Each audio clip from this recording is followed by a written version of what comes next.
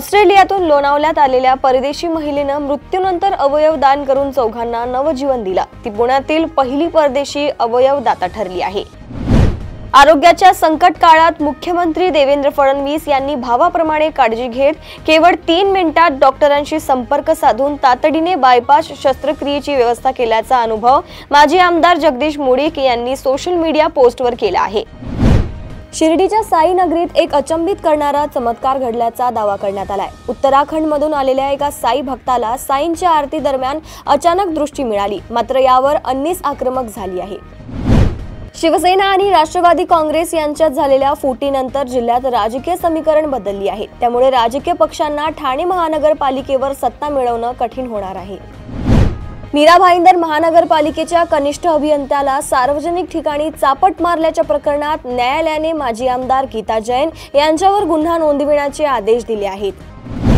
अकोल्यातील एका तरुणानं राष्ट्रवादी काँग्रेसचे सर्वेसर्वा शरद पवार यांना पत्र लिहून मला लग्नासाठी मुलगी बनवून द्या, मी तुमचे उपकार विसरणार नाही असं साकड घातल्यानंतर शरद पवारांनी त्यांच्या सगळ्या पदाधिकाऱ्यांना आता कामाला लावलं आहे।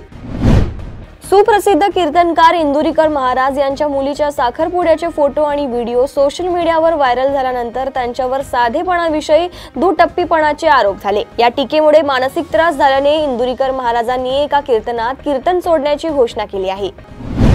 पीएमएल कर्मचाऱ्यांच्या उपचारासाठी केलेल्या रुग्णालय करारांवर 20 कोटींचा थकबाकी असल्याने अनेक रुग्णालयांनी उपचार बंद केले असून त्यामुळे कर्मचाऱ्यांना मोठ्या गैरसोयीचा सामना करावा लागत आहे।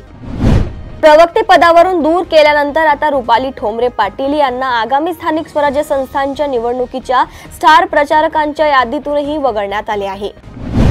कल्याणमध्ये एक हृदयद्रावक घटना उघडकीस आली आहे। एका शाळकरी विद्यार्थिनीचा इमारतीच्या 19व्या मजल्यावरून पडून मृत्यू झाला आहे। सोलापूर जिल्ह्यातील शिवसेनेचे ज्येष्ठ नेते शिवाजी सावंत यांचा भाजप प्रवेश पुढे ढकलल्याने राजकीय वर्तुळात चर्चांना उधाण आले आहे। सोलापूर शहरात एका तरुण वकिलाने राहत्या घरी गळफास घेऊन आत्महत्या केल्याची धक्कादायक घटना घडली आहे। या घटनेने संपूर्ण सोलापूर शहरात खळबळ उडाली आहे।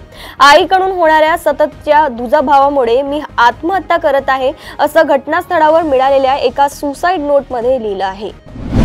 मुख्यमंत्री माझी लाडकी बहीण योजनेचा 16वा हप्ता लवकरच जमा होणार आहे। मात्र ई-केवायसी करणे अनिवार्य असून वेबसाईटमधील बदलांमुळे महिलांना अडचणी येत आहेत। नवीन बदलांबाबत अदिती तटकरे यांनी महत्त्वपूर्ण माहिती दिली आहे। बुलढाणा जिल्ह्यातील काँग्रेस तालुका कमिटीचे माजी तालुकाध्यक्ष, बाजार समितीचे माजी सभापती तसेच पैठण विधानसभा मतदारसंघाचे निवडणूक प्रभारी डॉक्टर सत्येंद्र भुसारी रेल्वेतून पडून मृत्यू झाला आहे। अश्लील व्हिडिओ पाहून इयत्ता 3रीत शिकणाऱ्या विद्यार्थ्याने वर्गातच मित्रासोबत अनैसर्गिक कृत्य करण्याचा प्रयत्न केल्याने शिक्षक चक्रावून गेले। तपास पथकांनी स्फोटस्थळी सापडलेल्या दात, हाडे, रक्त लागलेले कापडाचे तुकडे तसेच पायाचा काही भाग फॉरेन्सिक तपासणीसाठी पाठवला होता। हे सगळे नमुने मुख्य आरोपी डॉक्टर उमर उन नबी यांच्या आईच्या DNA जोडले असल्याचे निष्पन्न झाले आहे। त्यामुळे आरोपीचे मृतदेह सापडल्याची पुष्टी मिळाली आहे। महाराष्ट्रातील प्रलंबित खटल्यांची संख्या अधिक असताना आरोपपत्र निश्चित न होऊनही एकाला 4 वर्षे तुरुंगात घालवावे लागले। त्याच्या याचिकेवर सर्वोच्च न्यायालयाने आश्चर्य व्यक्त केलं आहे। पतीसोबत भांडण झाल्यानंतर महिलेनं 10 महिन्याच्या चिमुकल्याची हत्या करून आत्महत्या केली। या घटनेने मोठी खळबळ उडाली आहे। या महिलेचा पती मुंबईत कामानिमित्त राहतो। पश्चिम बंगालमधील सुमारे 34 लाख आधार कार्ड धारक मृत आढळले आहेत, अशी माहिती पश्चिम बंगालमधील भारतीय विशिष्ट ओळख प्राधिकरणच्या अधिकाऱ्यांनी निवडणूक आयोगाला दिली आहे। दिल्लीत जिथे स्फोट झाला तिथून 500 मीटर दूर अंतरावर एक तुटलेला हात पडलेला सापडला आणि ते पाहून लोक स्तब्ध झाले आहेत। ट्रम्प प्रशासनाने H1Bचा नवा प्लॅन समोर आणला आहे। अमेरिकन लोकांच्या रोजगारासाठी हा प्लॅन महत्त्वाचा ठरू शकते असे ट्रम्प प्रशासनाला वाटत आहे, मात्र भारताला धक्का मिळू शकते। मध्य चीनमधील हुनान प्रांतातील 59 वर्षीय शाओ झुई एफी यांनी आपली कोमात गेलेल्या मुलगी यांगफांग हिला वाचवण्यासाठी नृत्याचा आधार घेतला।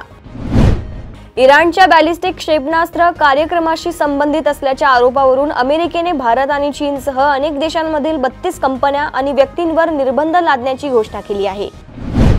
दिल्ली स्फोटाचा तपास करत असताना यंत्रणाचा हाती महत्त्वाचे पुरावे लागले आहेत। त्यात दहशतवादी डॉक्टरांचे पाकिस्तानचा खास मित्र आणि भारताविरोधी भूमिका घेणाऱ्या देशाशी कनेक्शन उघड झाले आहे।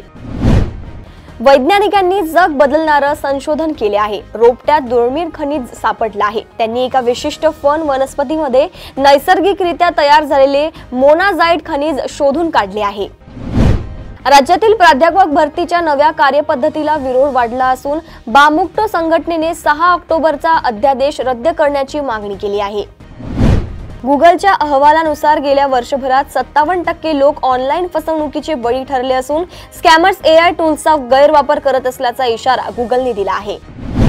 बुलियन मार्केट या वेबसाईटनुसार आज 13 नोव्हेंबर 2025 रोजी देशात 10 ग्रॅम 24 कॅरेट सोन्याचा दर 1,27,530 रुपये आहे, तर 22 कॅरेटसाठी 10 ग्रॅम सोन्याचा दर 1,16,903 रुपये आहे, तर 1 किलो चांदीचा दर 1,65,290 रुपये आहे। याशिवाय 10 ग्रॅम चांदीचा दर 1,653 रुपये आहे। प्रियंका चोपडा लवकरच राजामौली यांच्या ग्लोब ट्रॉटर या चित्रपटात दिसणार आहे, ज्यामध्ये महेश बाबू देखील एका महत्त्वाच्या भूमिकेत आहे। हे दोघे पहिल्यांदाच एकत्र स्क्रीन शेअर करणार आहेत। मुंबई इंडियन्सचा संघ अर्जुन तेंडुलकरला संघातून मुक्त करून त्या बदल्यात लखनौ सुपर जायंट संघातील मॅच विनर खेळाडू आपल्या ताफ्यात घेऊ शकतो। तर या होत्या आजच्या काही सुपर 30 बातम्या।